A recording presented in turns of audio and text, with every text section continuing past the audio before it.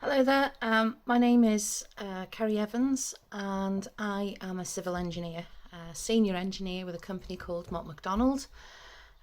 What I'm doing at the moment and have been for the past 2 years is managing the A55 from junction 11, which is Llywodraeth at Bangor, through to Holyhead, and there's things like drainage and landscape and fencing and embankments and bridges and all sorts of different things involved in that. So it's not just looking at the road and seeing that it's okay. It's quite an interesting question with regards to, did I always want to work in the construction industry? I went to university quite late. I was in my 30s, and it was with the intention of becoming a high school teacher.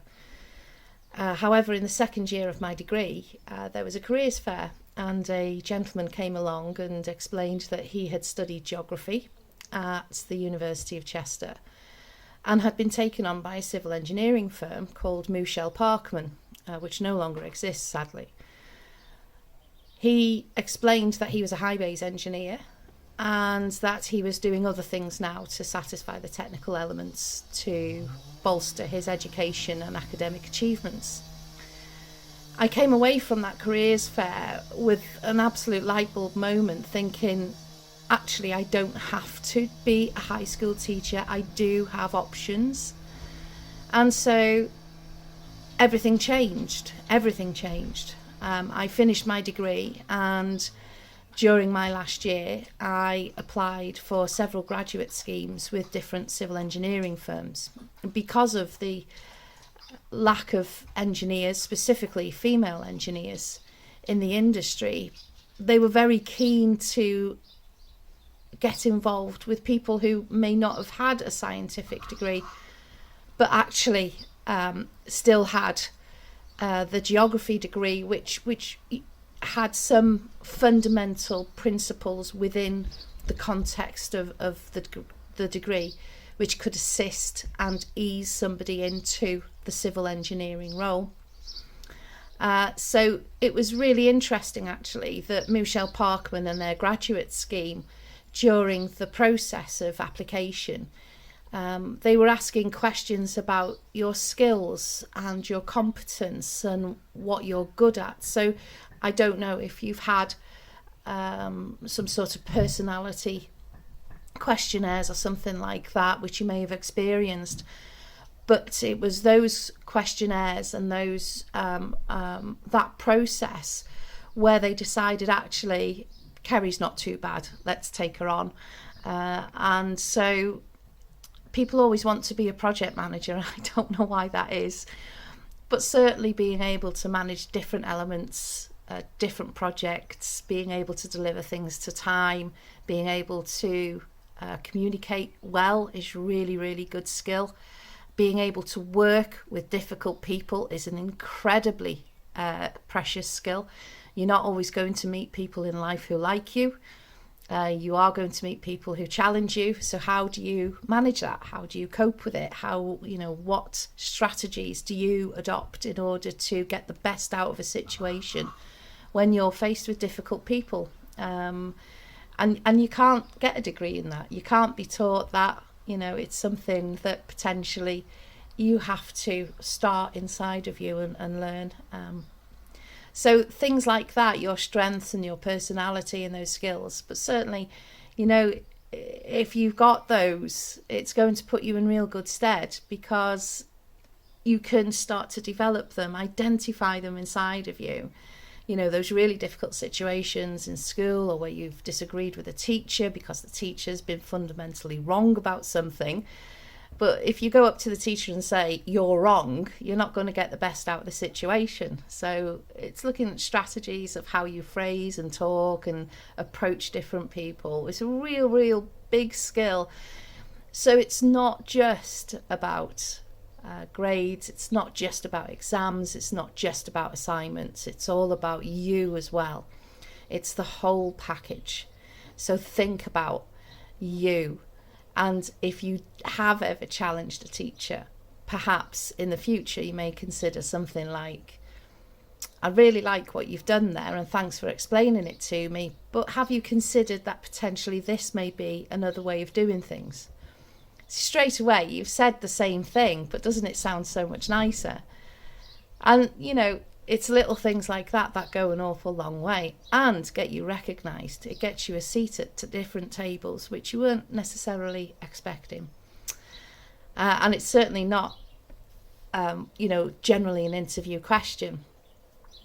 And I'm happy to talk to anybody about interview techniques and that sort of thing, because interviews are really quite tense situations, or can be. But it's all about communication and developing yourself and presenting yourself and realising that there are different types of you for different types of situations.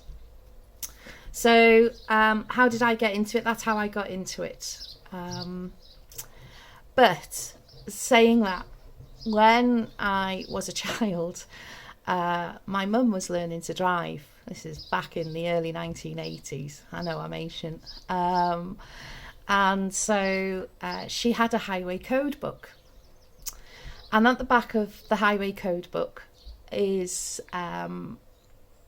sort of all of the road signs, sort of give way and all that sort of thing. And I knew them off by heart. I absolutely was fascinated with road signs. And actually it wasn't until I started with Bouchel Parkman as a graduate I realised that I had always had an interest in roads, specifically roundabouts. I think that as an invention they are a great way of managing traffic. So apart from really difficult roundabouts, which there we go. So I'm not a very boring person, honestly, just because I like roundabouts. I am. It's just one of the aspects of highway engineering that I really enjoy about the design and thinking about solutions to problems. What's the problem? It's a great question to ask in any situation when faced with an assignment or an essay or an exam, or even during some sort of structured classroom. Somebody's asking you a question, well, let's get down to the absolute crux of it. What is the problem? And let's then look at the situation properly, assess the risks, and move forwards to a solution that's practical. And it has to be practical. But no, identifying problem is really, really a crucial element of part of what I do. Somebody says to me, I don't know, our fencing is failing in this location. Well, that's okay. The problem is that the fencing's failing. Well, why is the fencing failing? Is it because it's at the bottom of an embankment or a hill? And actually, there's some sort of movement on the hill that's causing this fence to fail. See what I mean? Sometimes things aren't what is obvious. So it's a little bit of digging, civil engineering. So I work for Mott McDonald, and they are a multidisciplinary consultancy. And what that means is that they specialise in everything to do with infrastructure, and that goes all the way from ecologists through to geologists, geotechnical experts, through to civil engineers, structural engineers, highway engineers. So there's a whole plethora of disciplines and people involved in Mott McDonald. And we work with key clients like Anglian Water, Natural Resources Wales, Transport for Wales. We work across Europe. We have offices in the Middle East and in the Far East, the States and Canada. In Canada, they do an awful lot of work with trains and trams and pipelines. That is part of the core of their business in the west of Canada, in Vancouver. I visited Canada in 2018, and whilst on holiday, I decided I'd pop into the office in Vancouver to meet my colleagues over there. What a great experience to do that. And unbeknownst to me, as I was being introduced to the people in the office, which was lovely, the divisional director, or the boss of that office, is actually from Carnarvon. So I was speaking Welsh to a guy in Canada, 4,500 miles away from home, and I can tell you, I got a bit homesick at that point. But it was a great experience, and knowing that, yeah, okay, you got your team, which is the people that you meet every single day, but you're part of a much bigger team, and it spans the globe. It's a great company to work for, and I have to say that, we're going through some pretty difficult times at the moment. We're having to adjust how we live, how we mingle with our friends, how we work. And Mott MacDonald have been incredibly supportive. Even before lockdown was announced, that they wanted to keep us safe, and so they said, work from home, that's what you're doing. And it's great to know that your company cares for you. Yeah, okay, we need to cause, we need to get a profit, we need to get the work in, we need to avoid redundancies and all that sort of thing. But primarily they really care. And I've worked with them now for 6 years, and I'm very happy. I think they're a really good company to work for.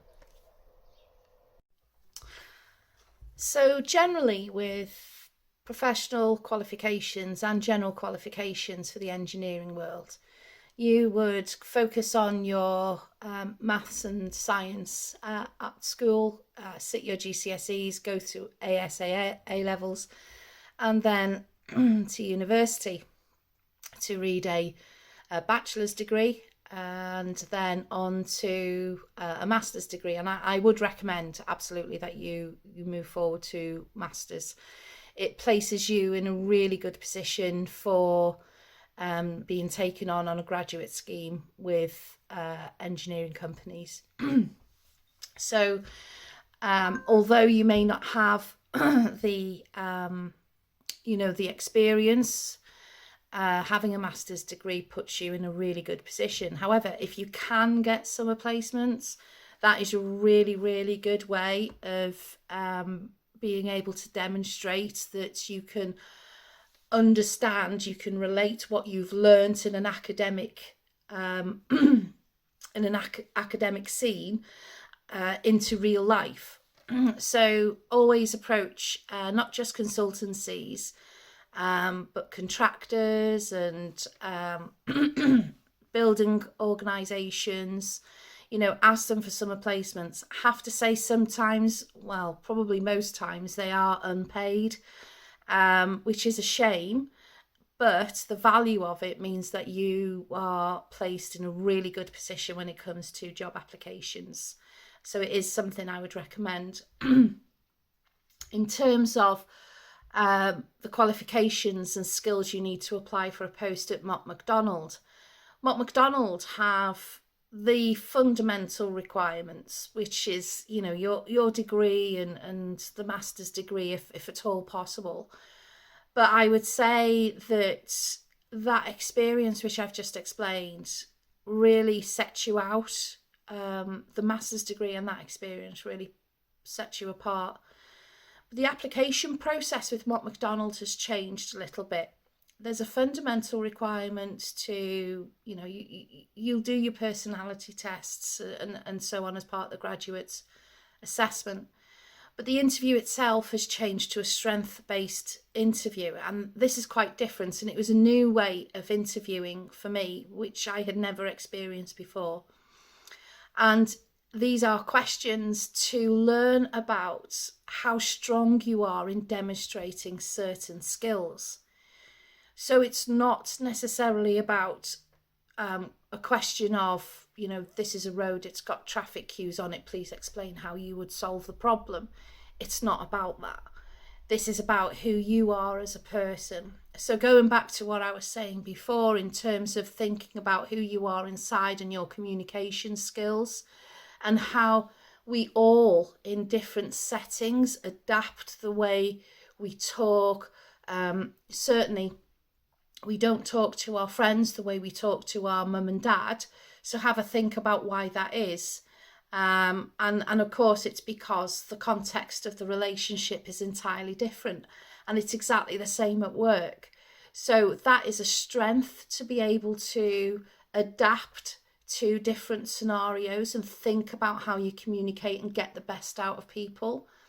So when you're at university, and perhaps even during your AS and A levels, you'll be asked to do group work, which I have to say is probably one of the most frustrating exercises you will ever have to do in an academic arena, because not everybody is on the same level as you.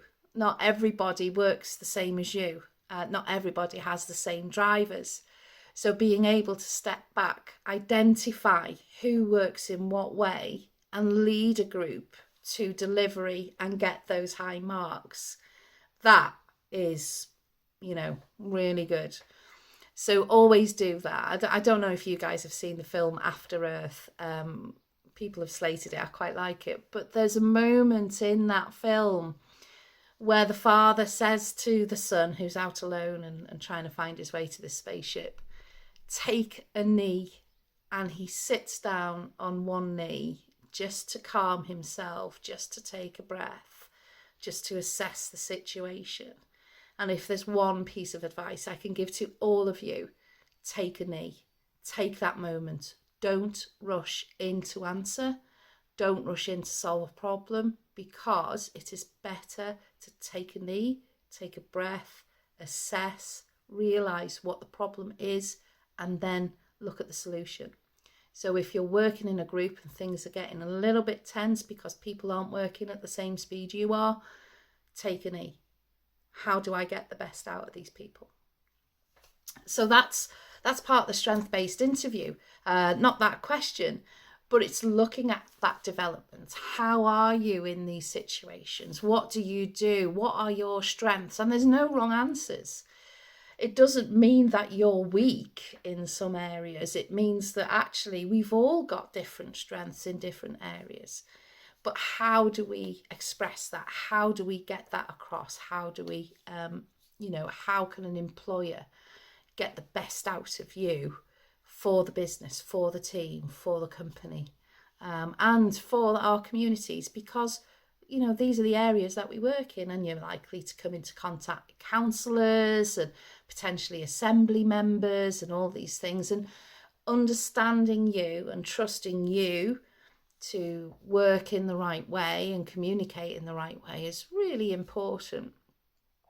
But don't take a knee. Just step back, give yourself a couple of seconds just to assess. It's a good strength to have. At Mott McDonald, there are many different career paths available depending on what you want to do. And what's really important, and it goes back to what I was saying earlier in terms of giving yourself space to determine what you want to do and where you want to go. I also mentioned that everybody wants to be a project manager, and I just don't know why that is. It's interesting development. In terms of who project managers are, they pull people together to deliver a thing. It doesn't necessarily make you a leader. It doesn't necessarily put you in a great place because you're boxing yourself into, doing one thing. I want to be a project manager. Well, what I would suggest is that you keep doors open. Don't close doors. Don't, ignore opportunity because of the focus of one thing, because actually it may be that life is telling you should be doing something different. Like myself, high school teacher to civil engineer. So in terms of career pathways, it's for you to determine. We all have different grades. Graduates start off at the lower grades because of their experience, and they move through the process of going through the grades and they get different job titles. So I started off all those years ago as a graduate engineer, and then I became an assistant engineer and then an engineer, and now I'm a senior engineer. So then above me is principal engineer, and then we go into really senior management like associate and divisional directors and all that sort of thing. So there's a ladder to climb, and it's up to you what you want to do. We've got programs to support people through to management, but don't think that it's going to be, a few months and you'll be heading the company. It's not like that. This is a marathon and it's not a sprint, and everything that you learn is invaluable. Everything that you learn. I've mentioned about communication as being a skill, and working within teams and groups and with difficult people and so on. And so all of that, is really good ammunition in your arsenal, and you can't ignore it. So as part of your long journey, and it is a long journey, don't be impatient. Value the things that you are learning, value the skills that you are taking in, but identify those skills that you're learning as well. That's really important. If an opportunity comes along for you to, work in flood alleviation, and if you're I want to be a project manager, so I'm not going to be going on that opportunity. I think that's really narrow, because if you experience as many different things as you possibly can, that means that as you get to engineer and senior engineer positions, you're only going to reach those positions and that seniority if you've got the experience and if you understand the processes involved in that. So when I first joined Mott McDonald, the first 6 weeks I managed the highway design for a link road in Crewe, and then I was put on secondment. And what that means is that if you're on secondment, you're placed into another organisation, so you're charged out. And I was placed into Natural Resources Wales, working on flood alleviation schemes, and I'd never done that in my entire life, never. But what a great experience. I was there for 2 years, so the contract was renewed 3 times, which in itself is a great thing. But, I said yes to the opportunity. And so that means now, I'm not an expert in flood alleviation, but I have 2 years experience of working in delivering flood alleviation schemes. I understand the managerial processes at Natural Resources Wales, and not everybody has that. So, and not only that, being placed on secondment also means that I make contact with different people.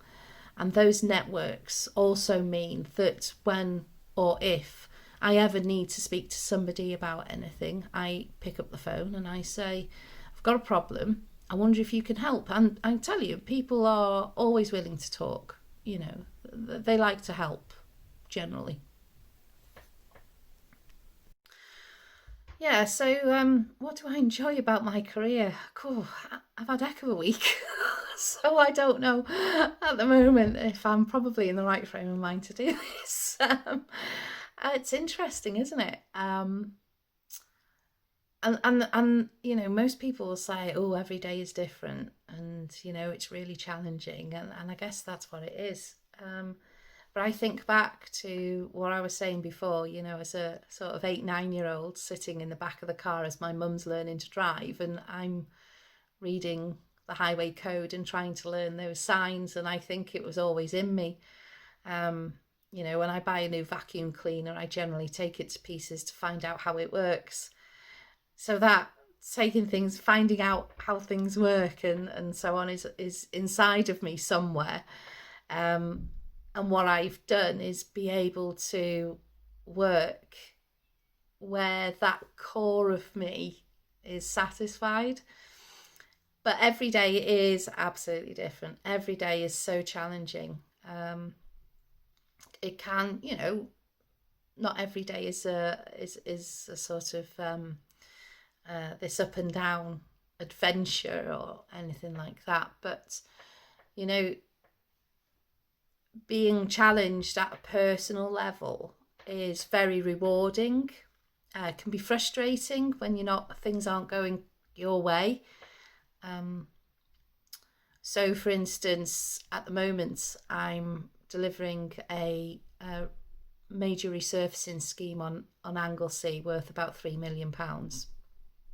And that's a lot of money, isn't it?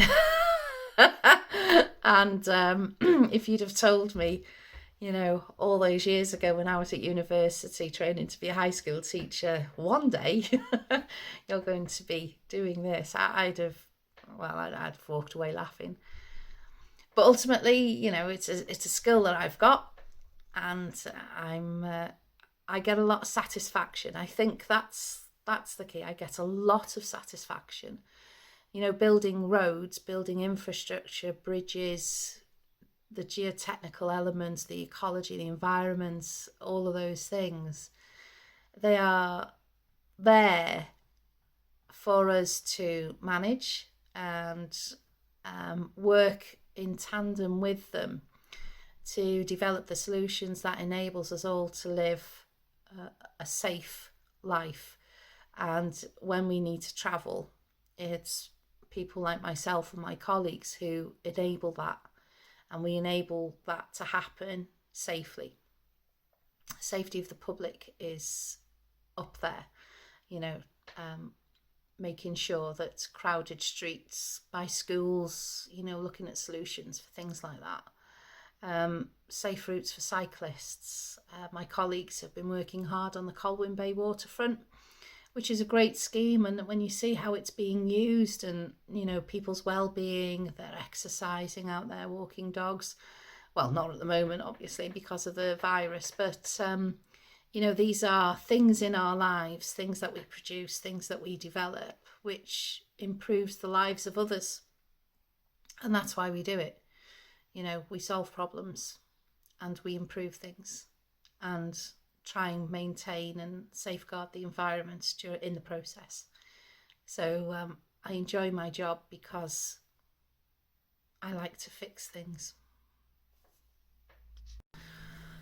So, have I been involved, or what's the question? Anything interesting during my time at Mott McDonald? Well, I've mentioned the secondment to Natural Resources Wales. That was really interesting. That was, as a sort of learning curve, that was fantastic. Picking out anything in particular, gosh, it's really difficult actually, because there's so many different projects I've been involved in.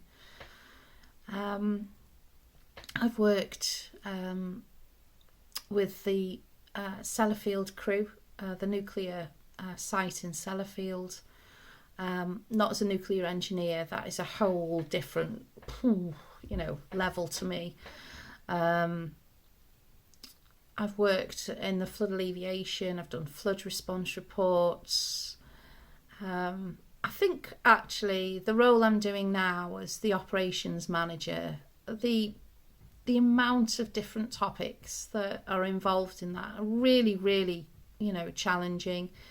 The area that I manage is under a different contract, and what that means is that there's requirements for me and the company I'm seconded to satisfy to Welsh Government and to the trunk road agent.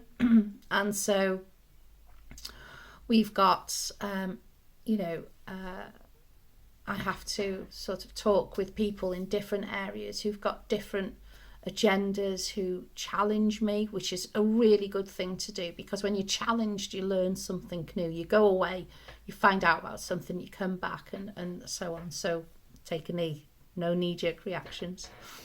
And so that's it's incredibly fascinating. I've got at the moment we did what's called a principal inspection, which is a structures inspection of the Menai suspension bridge, which we all love that bridge, don't we? It means so much to all of us, not just because it's pretty.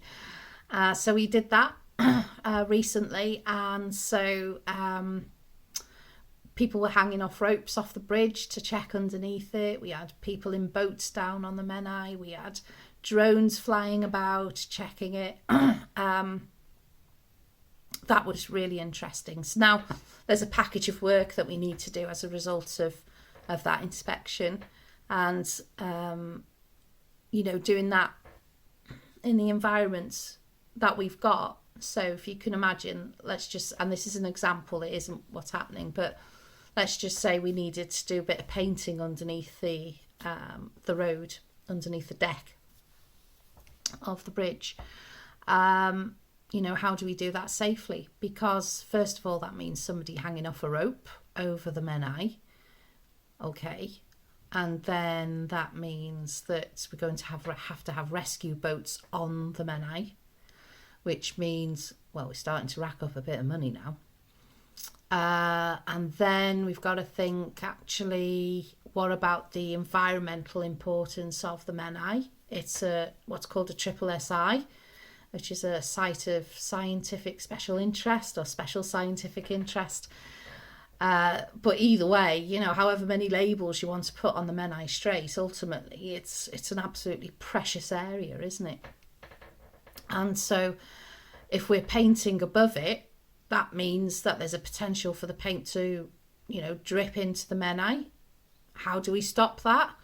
Do we then have to put sheeting and netting underneath the actual bridge, which means then there's risks of that falling? And so it's looking at all of these things. And that's just an example that I've used because in my mind before the inspection, I thought this could happen.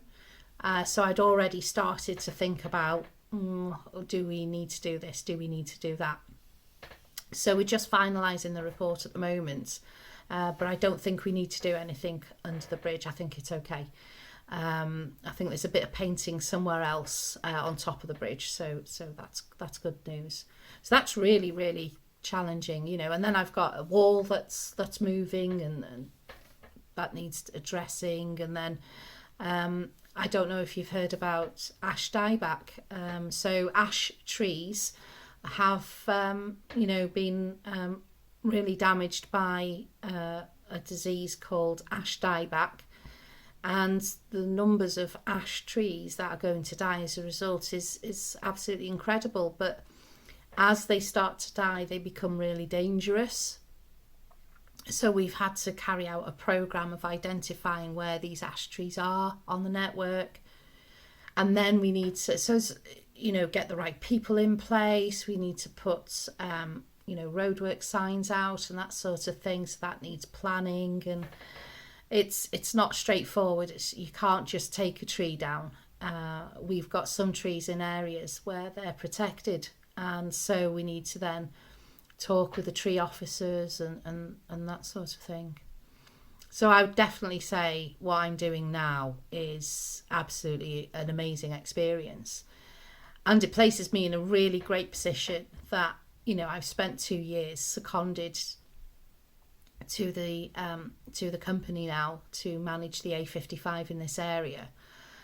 And what it does mean is that if my secondment finishes, I can do this anywhere around the world. There are loads of projects around the world that has this type of contract, and me understanding how things work and being familiar with it, I think there's about 8 or 9 projects in Spain, certainly in Germany, but they've started to adopt the same kind of contract over in the Far East as well. I mean, there's not many people who've got the knowledge and experience that I have as a result of doing what I'm doing. Places me in a great position, and but for the moment I'm not going anywhere. I love Wales. I love being here. I love doing what I'm doing, and who knows what the future will hold. But if opportunities come along, I will seriously consider them, most definitely. So the 3 best tips, if you want to work in the construction industry. I've mentioned this before. Do a master's degree. Don't settle at a bachelor's, do the master's. The next one is get your experience, summer placements, wherever you can. You know, even if you're just shadowing somebody who's setting out on site, you know, there's loads of companies who are building homes, that sort of thing. You know, that there are roles called setting out engineers, which are really, really important, because if you don't set out your design properly, when you get to site, things can go very wrong, very, very wrong. And so, for instance, what a relief it must have been when they were digging the Channel Tunnel and constructing that. And when they actually met and they broke the hole between both sides, because it was constructed simultaneously from France and from England. What a relief it must have been to know that your setting out engineers got it absolutely right, and the tunnels matched when you got to meet in the middle. So they're really important people. So get that experience, you know, it's vital. And don't think that if you don't get the experience, it puts you in a bad position. It doesn't, but it places you in a better position. And I think the next tip is understand that in order, if you want to chase being a project or a program manager, you need to be an engineer first, okay? Because you need to understand all of those things that you need, all of those people, all of those disciplines, all of that information needs to come together to deliver the thing, whatever it is, whether it's a road or a bridge or whatever, okay? But if you don't know or understand who you need to talk to, which discipline you need to talk to bring together, then you're not a project manager, because you're shooting in the dark and you don't know. So I think learn your trade, take your time, take a knee, understand it's a marathon, it's not a sprint. Don't be impatient, okay? Don't be scared to ask questions. People will give you time if you've got questions, okay? Don't be afraid to talk. Always put your hand up. That's more than 3 tips, isn't it? Sorry. It's just one of those things, you know. Talk to people, make your networks, you know. If I had a problem that needed, I don't know, some specialist geotechnical input, I could phone somebody right now and say, I've got this problem. And they're not at Mott McDonald, you know. So talk to people, take a knee, get your experience. It's a marathon, it's not a sprint. And I think that those are the questions now that I've answered. So it's been a real pleasure talking to you all in lockdown. It's a difficult thing when you're talking from home. I have had the virus. It's been rather unpleasant. And so I'm not at my best. But, you know, I hope you're all well. I hope you're all safe. Stay home, save lives, protect the NHS, and take care, and God bless. Bye, everyone.